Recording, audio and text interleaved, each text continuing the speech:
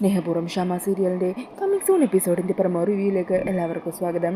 അങ്ങനെ പ്രമോയിൽ കാണിക്കുന്നത് സിയയിൻ്റെയും ഗൗതമിൻ്റെയും പ്ലാൻ അനുസരിച്ച് വരുണൻ രാധികയും അവിടെ എത്താറായ സമയത്ത് തന്നെ ആ കായലിലേക്ക് ചാടി സുകുമാരിയും പ്രിയങ്കയും ആത്മഹത്യ ചെയ്യാനായിട്ട് തുടങ്ങുന്നതും അവരേർപ്പാട് ചെയ്ത ആളുകൾ വന്ന് അവരെ രക്ഷിച്ച് കായലിലേക്ക് കൂട്ടിക്കൊണ്ടുവരുന്നതൊക്കെയാണ്. അങ്ങനെ ഈ ഒരു കാഴ്ച കണ്ട് ഞെട്ടിലോടുകൂടി നിൽക്കുവാണ് കേട്ടോ വരുണൻ രാധികയൊക്കെ.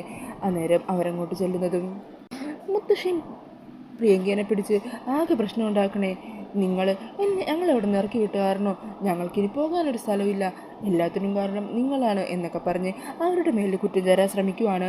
ഈ സമയം അവിടെ കൂടിയ ആൾക്കാരും സുകുമാരുടെ പ്രിയങ്കയുടെ ഒപ്പം നിന്ന് വരുണിനോട് രാധികയോട് വളരെ മോശമായിട്ടൊക്കെ സംസാരിക്കുന്നുണ്ട്.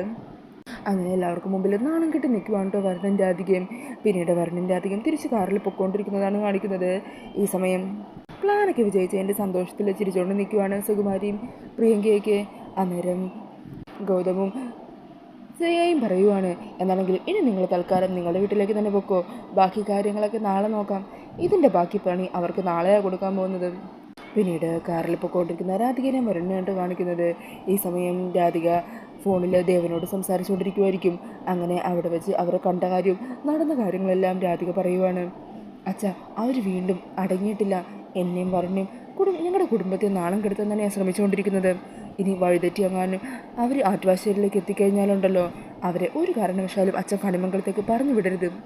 മുത്തശ്ശി ഉണ്ടാക്കുന്ന പ്രശ്നങ്ങളൊക്കെ കണ്ടും കേട്ടും മടുത്തച്ച മതിയായി എന്നും പറഞ്ഞ് രാധിക ആകെ പൊട്ടിത്തെറിക്കുവാണ് കേട്ടോ. ഈ സമയം ദേവനാണെങ്കിൽ അവർ ചെയ്ത ആ കാര്യങ്ങളെ സങ്കടത്തോടെ യശോദയോടും പറയുക. അന്നേരം യശോദ പറഞ്ഞ്, ഈ അമ്മ എന്തൊക്കെയാണ് കാട്ടിക്കൂട്ടുന്നത്, എന്താണെങ്കിലും ഇതിനെനിക്കൊരു പരിഹാരം ഉണ്ടാക്കിയേ പറ്റി യശോദേ എന്നും പറഞ്ഞ് ദേവനും ആകെ ദേഷ്യത്തിൽ നിൽക്കുവാണ്. പിന്നീട് ആറ്റുവാശ്ശേരിയിലേക്ക് തിരിച്ചെത്തുന്ന സുകുമാരിനെയും പ്രിയങ്കേനെയും കേട്ടോ കാണിക്കുന്നത്. അങ്ങനെ അവർ രണ്ടാളും റൂമിനകത്തേക്ക് കയറി പോകുവാണ്. ഈ സമയം ഗൗതം സുകുമാരിയുടെ ഫോണിൽ വിളിക്കുന്നുണ്ട്. അത് അന്നേരം സുകുമാരിയോട് പറയണേ, അതേ മുത്തശ്ശി, നാളെയാണ് CI സാർ തിരിച്ച് സ്റ്റേഷനിൽ ചാർജ് എടുക്കുന്നത്. നാളെ രാവിലെ തന്നെ നിങ്ങൾ രണ്ടാളും കൂടി സ്റ്റേഷനിലേക്ക് വരണം.